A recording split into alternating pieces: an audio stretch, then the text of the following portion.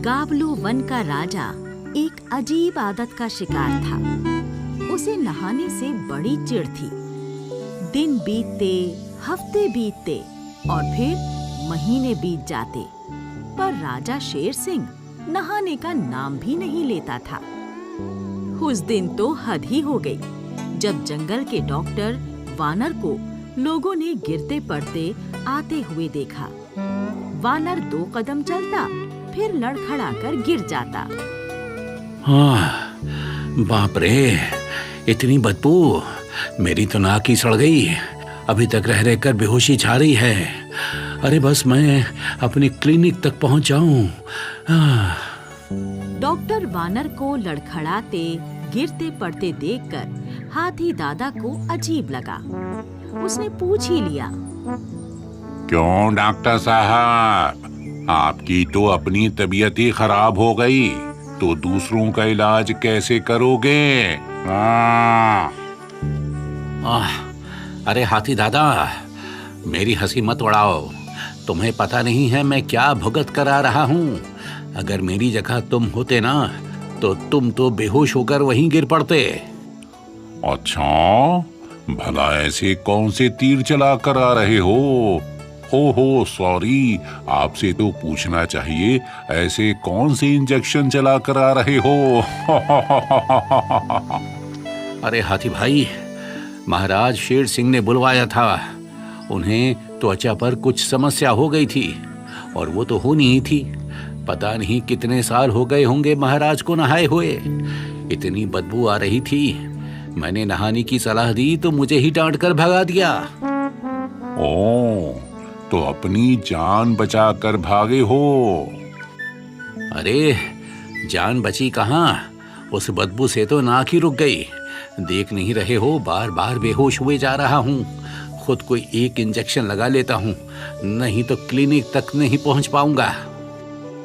Doctor ने अपना bag खोला, एक इंजेक्शन निकाला और खुद को ही लगा लिया। हाँ, अब ठीक है। अब कुछ तबीयत संभली मेरी। इंजेक्शन लगाने के बाद डॉक्टर वानर की तबीयत कुछ ठीक हुई और वो संभल संभल कर अपने क्लिनिक की ओर बढ़ने लगे। वानर तो चला गया, पर हाथी दादा सोचने लगे, बात तो सही है। हमारे राजा ने तो ना नहाने का रिकॉर्ड ही बना दिया है। उनके शरीर से निकलने वाली बदबू दूर दूर तक फैलने लगी है। महाराज को किसी न किसी तरह नहलाना ही होगा। अगर मैं और मेरी बिरादरी वाले ये काम कर दें, तो जंगल में हमारा बड़ा नाम हो जाएगा। ये सोचकर हाथी दादा ने अपनी बिरादरी के 3 हाथियों को अपने साथ लिया और राजा शेर सिंह के पास पहुंच गए। शेर ने जब बिन बुलाए 4 मेहमानों को देखा तो उसकी त्योरियां चढ़ गईं। किस लिए आए हो? महाराज के सारे बाल धुलकर साफ हों। क्या बकते हो? ओह, माफ कीजिए महाराज, मैं कह रहा था कि महाराज का इकबाल बुलंद हो। वो तो तुम नहीं कहोगे, तब भी होगा। अभी क्या कहने आए हो, वो कहो। महाराज, हमने नहान सर्विस शुरू की है। नहान सर्विस? ये क्या है? जी महाराज, अगर किसी का मन नदी पर जाकर नहाने का नहीं है, तो उसे हम घर पर जाकर नहलाएंगे। बाकी हाथियों ने कहा, जी महाराज, हम अपनी अपनी सूंडों में पानी भर कर लाएंगे और फिर पानी की फुहारें निकालकर उसे नहला देंगे। हम नदी में से वहां से पानी लेंगे जहां पानी सबसे साफ है। हमारी नहान सर्विस में नहाते हुए ऐसा लगेगा जैसे 5 स्टार होटल के फव्वारे चल रहे हों। जी महाराज, हमारी नहान सर्विस का पहला शावर हम आपकी सेवा में पेश करना चाहते हैं। वो भी बिल्कुल फ्री, क्योंकि आप हमारे महाराज हैं। मुझे नहलाने की बात कर रहे हो? मैं तुम्हें नहीं छोड़ूंगा।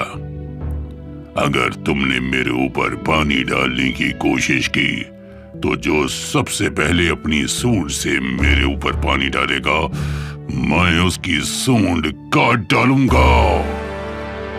भागो भागो। हाथी दादा की तरकीब भी काम नहीं आई। उनका नहान सर्विस वाला आइडिया फुस हो गया। चारों अपनी जान बचाकर बेतहाशा भागे। सुघड़ उल्लू जंगल की खबरें अपने अखबार में छापा करता था। उसके रिपोर्टर ने उसकी मेज पर राजा के ना नहाने की रिपोर्ट रखी थी। सुघड़ उल्लू ने रिपोर्ट उठाई और पढ़ने लगा। जंगल के राजा शेर सिंह को नहाए 3 महीने हो गए हैं। उन्हें त्वचा रोग भी हो गया है। उनके शरीर से भयंकर बदबू आने लगी है। अभी बारिश का मौसम दूर है, पर बारिश हुई और महाराज अपनी मान में चले गए तो कैसे साफ होंगे? जंगल की भलाई के लिए अब राजा शेर सिंह को नहा लेना चाहिए। सुघड़ उल्लू ने रिपोर्ट एक तरफ रखी और सोचने लगा। छापूं कि ना छापूं, छापूं कि ना छापूं। छाप देता हूँ। आखिर ये तो सारे जंगल की भलाई के लिए है। और सुघड़ उल्लू ने अपने अखबार के फ्रंट पेज पर ये खबर छाप दी कि राजा 3 महीने से नहाया नहीं। जब अखबार हाथी दादा के हाथ में पड़ा तो वो खुश हो गए। ये सुघड़ उल्लू ने अच्छा किया कि राजा के ना नहाने की खबर छाप दी। अब जब महाराज को पता चलेगा कि उनके ना नहाने की खबर तो अखबार में भी छप गई, तो वो जरूर नहाने के बारे में सोचेंगे ही। अपनी मांद के बाहर शेर गुस्से से गुर्राता हुआ बोला। उस उल्लू की ये मजाल, अपने राजा के बारे में ऐसी खबर छाप दी। अरे हम नहाएं या ना नहाएं, ये हमारा निजी मामला है। उसकी इतनी हिम्मत कैसे हुई? शेर गुस्से में भरकर सुघड़ उल्लू के अखबार के दफ्तर पहुंचा और सारा दफ्तर तोड़ फोड़ कर बर्बाद कर दिया। मुझे नहलाने की बात करते हैं, मुझे कोई नहीं नहला सकता।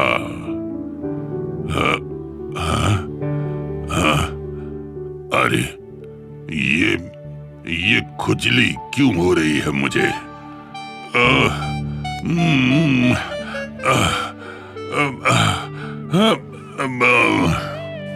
खुजलाते खुजलाते शेर सिंह परेशान हो गया, पर नहाने की फिर भी ना सोचता।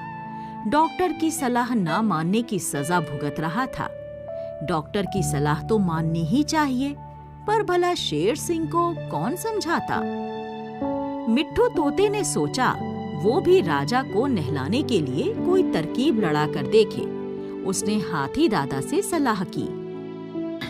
हाथी दादा, मैंने बड़े बूढ़ों को कहते सुना है कि शादी के बाद बड़े बड़े सुधर जाते हैं। अगर हमारे राजा की शादी हो गई तो वो भी शेरनी के कहने पर नहाना शुरू कर देंगे। विचार तो अच्छा है, पर हमारे राजा से शादी करेगा कौन? साथ वाले वन के राजा की बेटी। मैं अभी अपने राजा को जाकर इस रिश्ते के बारे में बताता हूँ। कहकर मिट्ठू सीधा राजा शेर सिंह की मांद की ओर उड़ चला। उसने देखा राजा शेर सिंह मांद के बाहर बैठा जोर जोर से खुजलाए जा रहा था। मिट्ठू पास पहुंचकर बोला, महाराज की जय हो। छोटा मुंह बड़ी बात। महाराज, पर अब आपको शादी कर लेनी चाहिए। हमारे जंगल को युवराज शेर चाहिए, आपका उत्तराधिकारी। मिट्ठू की बात सुनकर शेर की आंखों में खुशी चमकने लगी। ये देखकर मिट्ठू समझ गया कि उसकी चाल कामयाब हो गई है।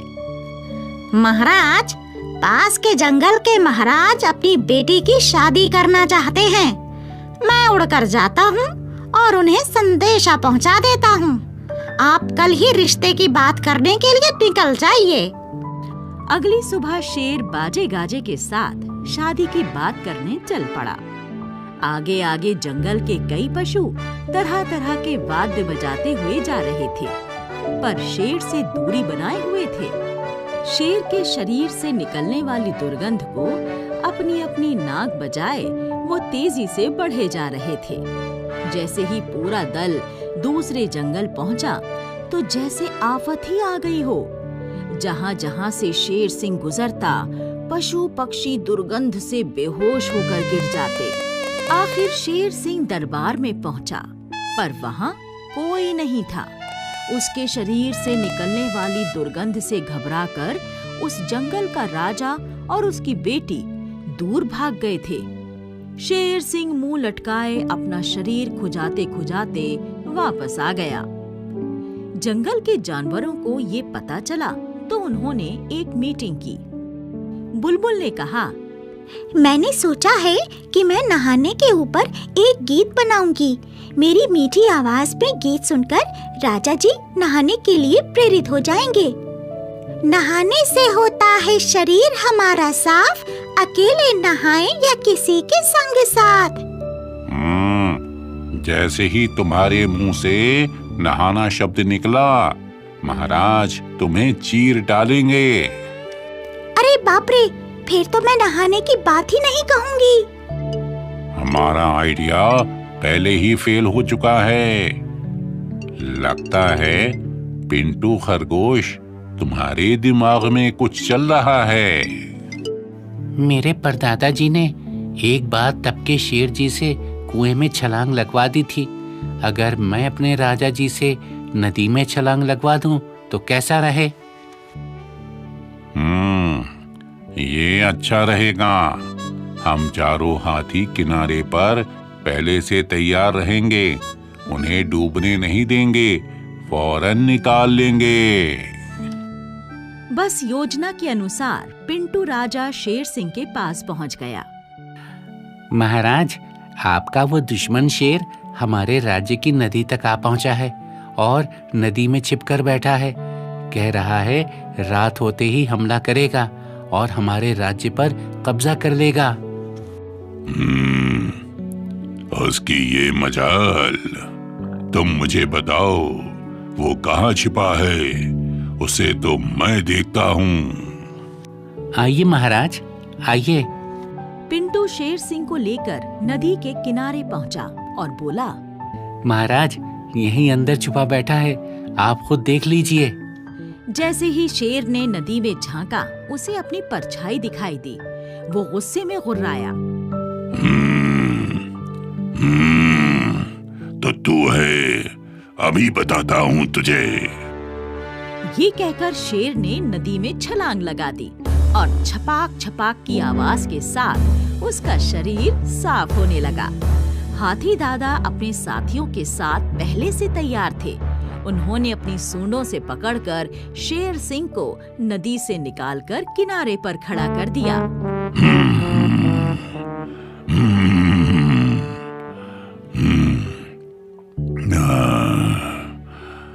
पानी से निकलकर कुछ अच्छा सा लग रहा है।